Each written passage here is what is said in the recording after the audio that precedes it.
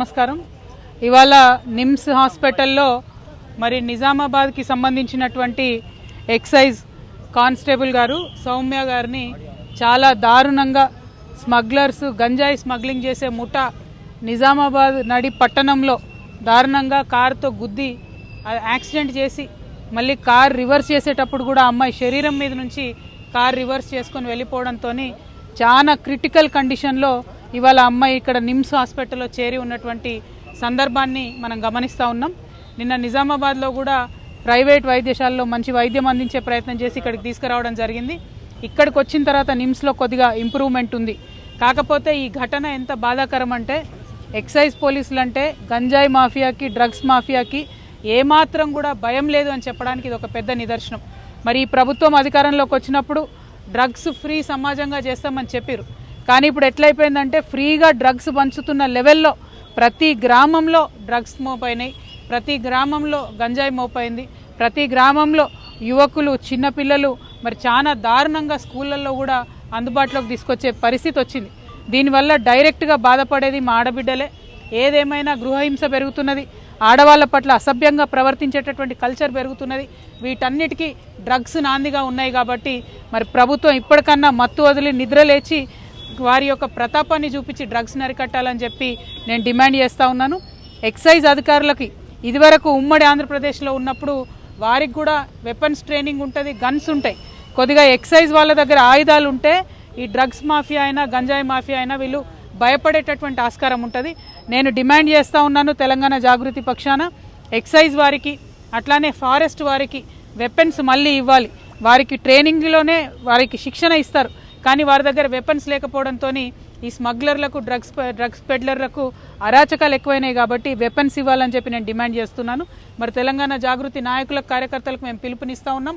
ఎక్కడికక్కడ గ్రామాలలో జిల్లాలలో కూడా డ్రగ్స్ మహమ్మారి పెరిగిపోతూ ఉంది. కాబట్టి మీరు చాలా షార్ప్గా ఉండండి. మరి పోలీసు వాళ్ళకి ఎక్కడికక్కడ సమాచారం అందించండి. దయచేసి యువతలో మంచి దృక్పథాన్ని పెంపొందించే ప్రయత్నం మనం చేద్దామని ఈ సందర్భంగా తెలియజేస్తూ ఉన్నాను. Thank you. జై తెలంగాణ. కండిషన్ క్రిటికల్గా ఉంది. కుటుంబ సభ్యులనైతే నిజామాబాద్ మేము మళ్ళీ ఒకసారి కూడా వారిని ఆదుకుంటాం, జాగృతి తరఫున అండగా నిలబడతామని చెప్పాం. ప్రభుత్వం డిపార్ట్మెంట్ వైద్యం అందిస్తూ ఉన్నారు. కానీ అసలు ఒక గంజాయి స్మగ్లింగ్ చేసే ముఠాకి మేము ఎక్సైజ్ కానిస్టేబుల్ ఢీ కొట్టొచ్చు అనే ధైర్యం వచ్చింది అంటేనే యాటిట్యూడ్ చాలా మారిపోయినట్టు అర్థం, విచ్చలవిడితనం పెరిగిపోయిందని అర్థం. దాన్ని ఖచ్చితంగా తగ్గించాలి, లేకపోతే సమాజంలో అందరికీ కూడా నష్టం జరిగే పరిస్థితి వస్తుందని నేను భావిస్తూ ఉన్నాను. మేడం సంతోష్ రావు గారికి సిట్ నోటీసులు ఇచ్చింది ఈరోజు 3 గంటలకు రమ్మని. దాని మీద ఇవాళ బీఆర్ఎస్ పార్టీ అదేవిధంగా బీఆర్ఎస్ పార్టీ అధ్యక్షులు గౌరవనీయులు ఉద్యమ నాయకులు ఉద్యమకారులకు దూరమైనరంటే, పేద ప్రజలకు దూరమైనరంటే, అమరవీరుల కుటుంబాలకు దూరమైనరంటే, పెద్ద పెద్ద నాయకులు గద్దర్ గారు లాంటి వాళ్ళు గేట్ బయట ఉండే పరిస్థితి వచ్చిందంటే, ఈటెల రాజేందర్ గారు లాంటి వాళ్ళు పార్టీ వీడే పరిస్థితి వచ్చిందంటే, ఈ అన్ని దుర్మార్గాలకు కూడా సెంటర్ పాయింట్ మొదటి దయ్యం ఈ సంతోష్ రావు అనేటటువంటి వ్యక్తి. మరి ఆ సంతోష్ రావు గారిని సిట్ ఇప్పుడు పిలిచిందని చెప్తూ ఉన్నారు ఫోన్ ట్యాపింగ్ విషయంలో.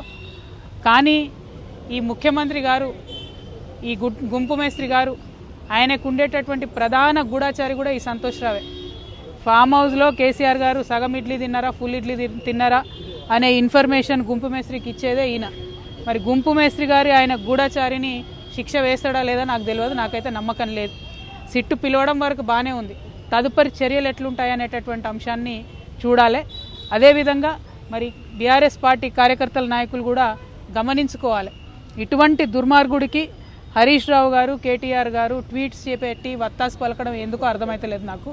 మొత్తం పార్టీలో అనేక మంది నాయకులకు కన్నీళ్లు తెప్పించి రక్త కన్నీరు పెట్టించినటువంటి దుర్మార్గుడు, మొదటి దయ్యం, నేను ముందు నుంచి చెప్తున్నటువంటి దయ్యం ఈ వ్యక్తి.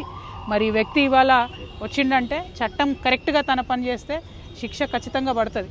కానీ గుంపు మేస్త్రి గారు ఈ గూఢాచారిని కాపాడుకుంటాడని చెప్పి నేను అనుకుంటా ఉన్నాను. మరి అటువంటి పరిస్థితి రాకుండా పోలీస్ డిపార్ట్మెంట్ వాళ్ళు పక్కడబందీగా మీ పని మీరు రాజకీయాలకు అతీతంగా చేయాలని కూడా డిమాండ్ చేస్తాం.